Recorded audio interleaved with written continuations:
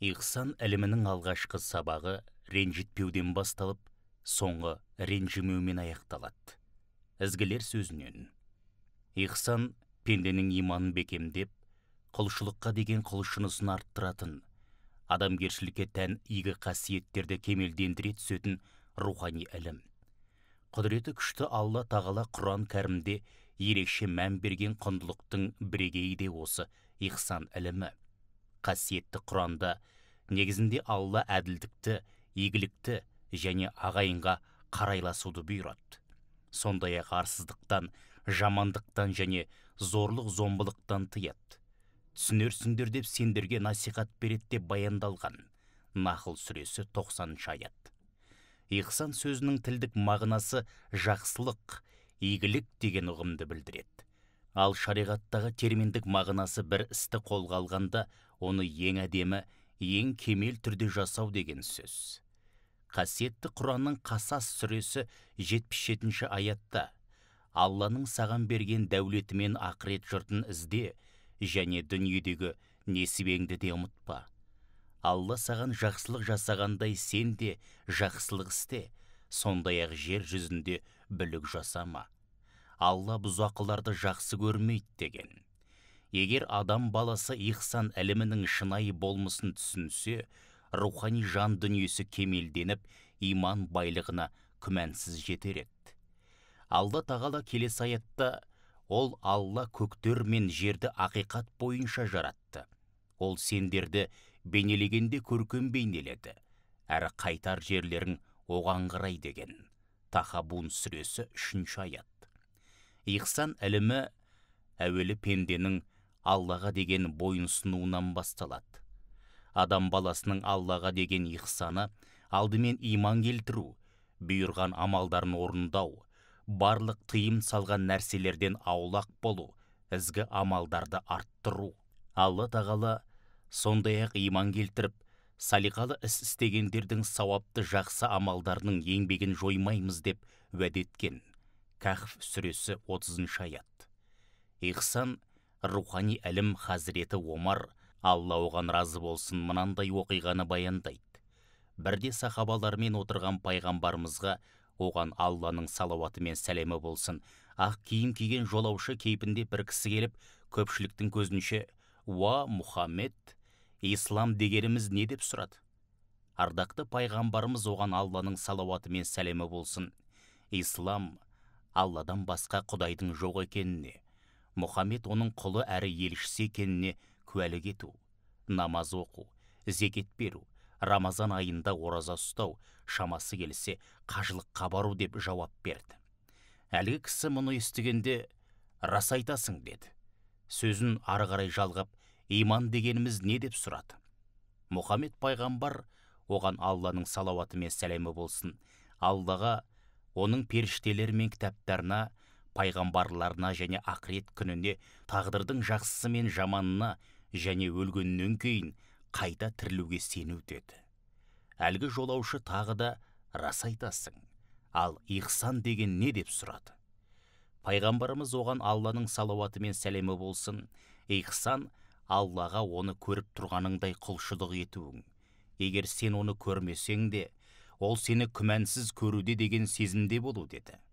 Қиямет қашан болады деді жолаушы тағы да. Пайғамбарымыз оған Алланың салауаты мен сәлемі болсын, сұралған адам сұраушыдан артық білмейді деді. Әлгі кісі, оның белгілерін айтшы дейді. Ол, күңнен қожайын туады. Сен жалаңаяқ кедейлердің биік үйлер салғанын көресің деп ақырет күннің белгілерін айтып берді. Жолаушы кеткеннен кейін аз уақыт өткен соң пайғамбарымыз, «Уа, Омар, сен әлгі кісінің кім екенін білесің бе?» деді. Омар, Алла оған разы болсын, Алла және оның елшісі жақсырақ білет деп жауап бердім дейді. Пайғамбарымыз оған Алланың салауаты мен сәлемі болсын, шын мәнінде ол сендерге діндеріңді үйретуге келген Жәбірейіл періште болатын деп мәселенің мән жайын түсіндірген еді. Бұл хадистің тағылымы терең, иман, құлшылық және ихсан мәселесі қозғалады. Ихсан Алла сені бақылап тұрғанын, сен қай уақытта болсын оның назарында тұратыныңды бір сәт естен шығармау. Міне, иман мен құлшылықтың ләззатын сезіну үшін әуелі адам бойынан ихсан көрініс беру керек. Ихсан иман мен құлшылықты байланыстырып, ішкі жан дүниені тәрбиелейтін, байытатын рухани әлім. Кіріспе 7-ші ихсан, нәпсі тәрбиесі ихсан ілімін не үшін кеңінен насихаттауды қажет етеді? Мұсылман баласы кемелдікке жету үшін ең алдымен өз-өзінен есеп алып, нәпсісін тәрбиелеу арқылы тақуалық пен діндарлықтың тақуалық жолына түседі. Шәмс сүресінің 8-10 аяттарында расында нәпсісін тазартқан кісі құтылды, ал кім оны кірлетсе қор болды делінген. Бірде немересімен күн шуақты отырған қария бір-бірімен арылдасудан шаршамайтын екі итіне сырттай қарап отырады. Бала ес білгелі, әлгі иттер атасының ауласында ылғи да арылдасып жататын. Не екені белгісіз, бұларды атасы қасынан бір елі ажыратқан емес. Бір үйді күзеткенге бір ит жетпей ме? Екеуінің түрі неліктен екі түрлі деген ой баланы көптен мазалап жүрген болатын. Осы жолы ептеп атасынан сұрауды жөн көрді. Ата, бұл иттер неге екі бөлек? Атасы немересінің қойған сұрағына сәл жымиып, олар мен үшін екі белгі, балам, деп жауап берді. Бала түсіне қоймағандықтан, ненің белгісі ата, деп қайта сұрайды. Жақсылық пен жамандықтың белгісі, дейді қарт. Мына сен көріп отырған арылдасқан иттер секілді адам бойында да жақсылық пен жамандық ылғи бір-бірімен айқас үстінде жүреді. Бұларға қараған сайын мен соны еске алам. Сол үшін де оларды ылғи өзіммен бірге ертіп алып жүрем. Ата, сонда бұлардың күресте қайсысы жеңеді, дейді немересі. Қария күлімсіреп: балам-ай, қайсысына көбірек тамақ беріп болсам, сөзсіз сол жеңеді ғой, деген екен. Хазірет Омар, Алла оған разы болсын, сенен есеп алынбай тұрып, өзіңе өзің есеп бер, дейді.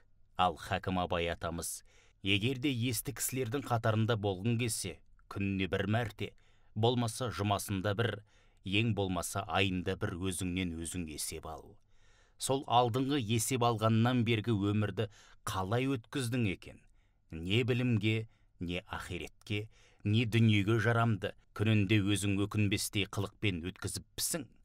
Жоқ болмаса, не қылып өткізетініңді өзің де білмей қалыппысың, деп есті адамға ой сала отырып, кемелділіктің кілті ихсанда екен баян етеді.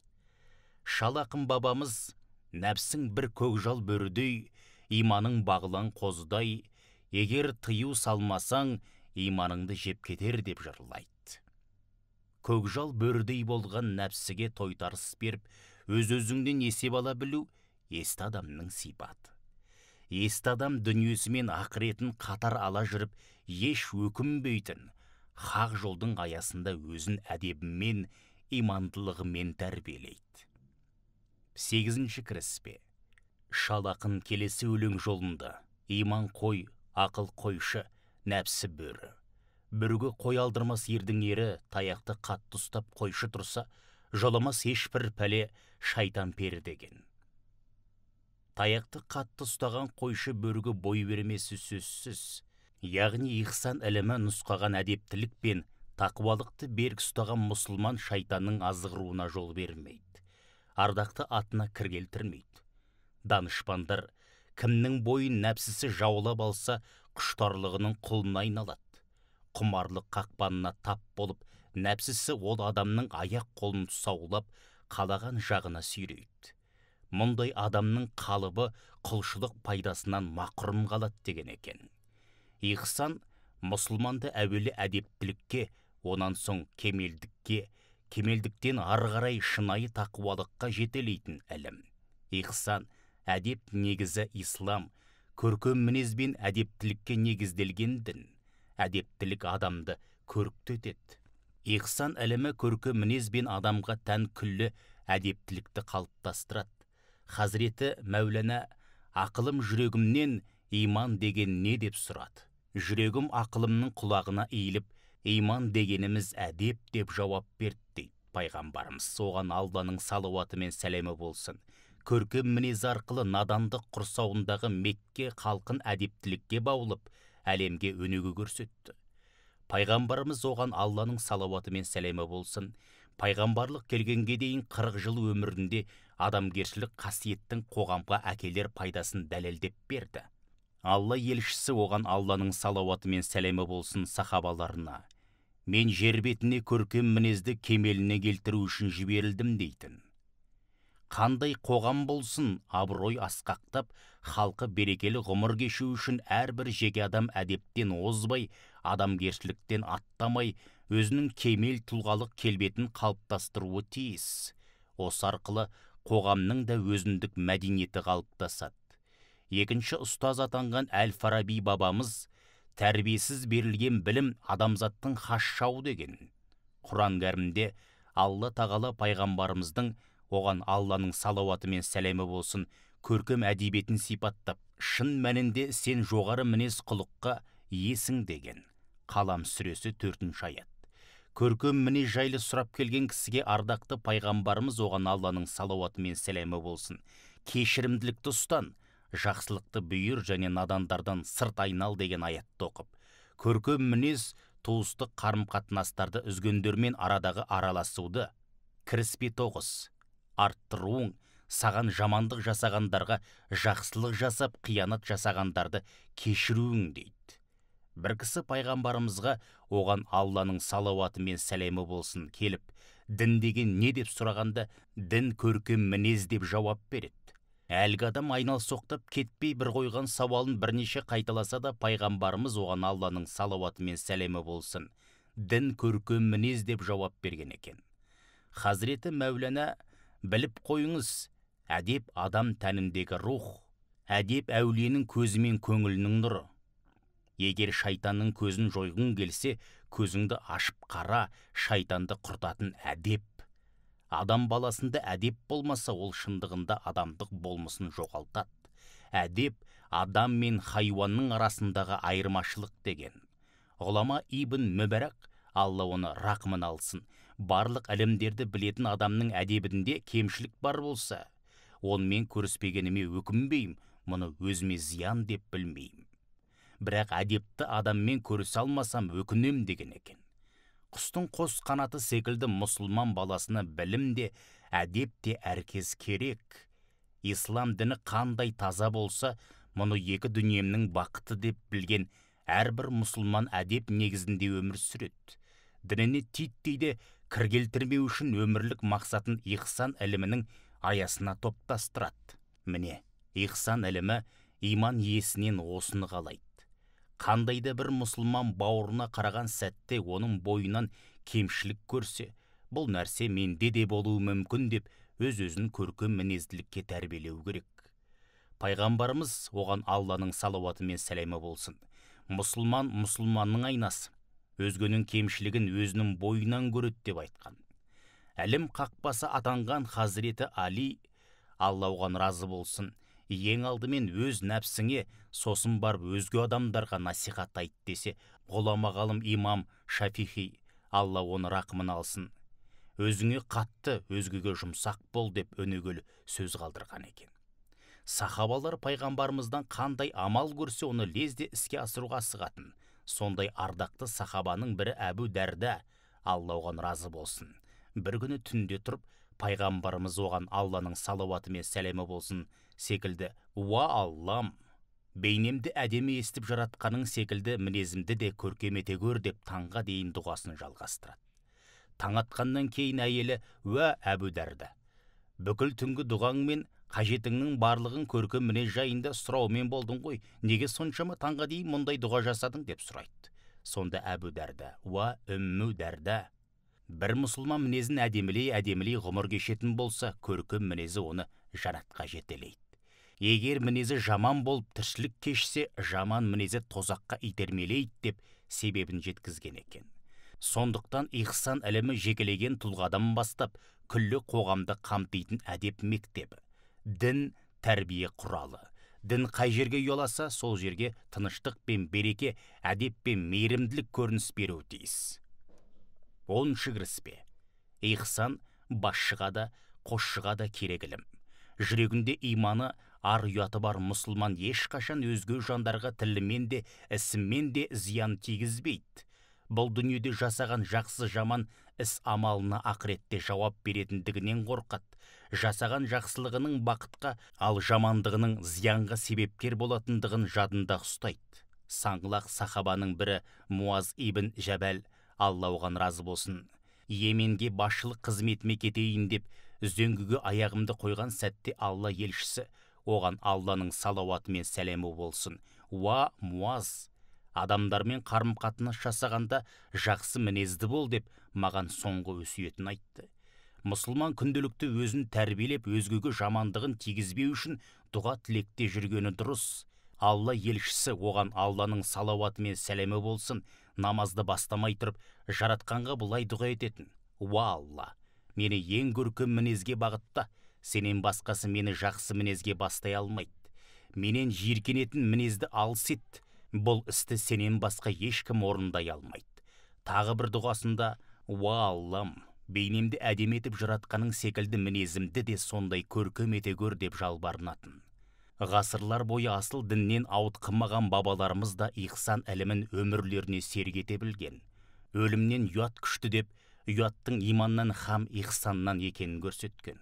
Сондықтан басшыға да, қосшыға да керек нәрсе ихсан ілімі, яғни көркем мінезділік, қарапайымдылық. Ол адамның ары мен ұятын сақтап, абыройын асқақтата түсетін рухани ілім.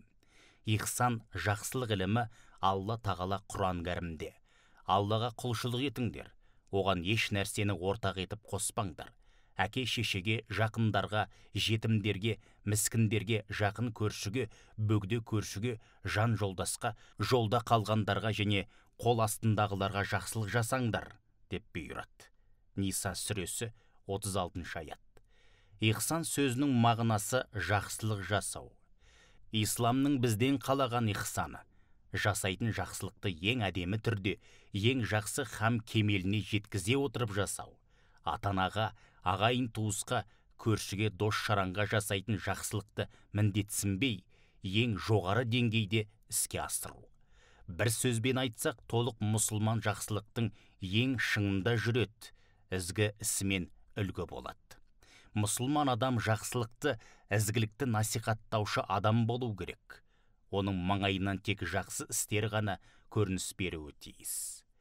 Абай атамыз осыны меңзеп, толық адам түсіндігін кейінгілерге сөз етіп, адамның құлшылығын, күллі әрекетін, қарым-қатынасын, тіпті ғұмырын жаратушысын разы ететін істерге арнаған кезде ихсан ілімінің шыңына жете алатынын айтқан. Кіріспе 11. Хакім Абай: «Енді біліңіздер, ей перзенттер, Құдай тағаланың жолы деген Алла тағаланың өзіндей ниһаятсыз, шексіз, өлшеусіз болады. Оның ниһаятына ешкім жетпейді. Бірақ сол жолға жүруді өзіне шарт қылып кім қадам басты? Ол таза мұсылман. Толық адам делінеді» дейді. Таза мұсылман жақсы адамның негізгі шарты Құдай тағаланың шексіз жолында жүру, разылығын табу. Абай атамыздың меңзеген таза мұсылман, толық адам түсінігі осы ихсан ілімінен басталатындығы да осыдан. Себебі ихсан іліміне терең бойлап, әдеп, ар ұяттан аттамаған мұсылман өзінің емес, ең алдымен ислам дінінің туып өскен жерінің абыройын биік қояды, оған кір келтірмейді. Отанға деген сүйіспеншілік, қызметке деген адалдық, ағайынға деген сыйластық, жаманшылықтан бой алыстатып, жақсыларға жақын жүрудің бәрі осы ихсан ілімінен екен әркез естен шығармайтынымыз абзал. Жаратқан Алла тағала баршамыздың бойымызға кәміл иман, көркем мінез, әрбір істі ихсан іліміне сай атқаруды нәсіп етсін.